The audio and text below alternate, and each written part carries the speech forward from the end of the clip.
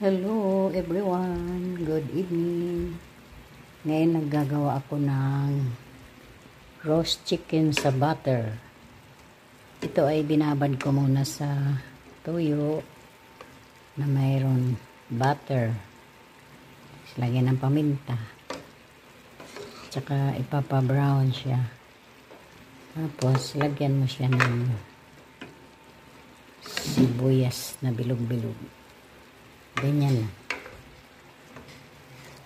Payang-ayang lang yan. Hanggang sa maluto. Ganyan lang. Yan ang aking roast chicken sa butter. Simple lang yan. Simpleng luto. Chicken nining. Roast chicken sa butter. Takpan muna natin.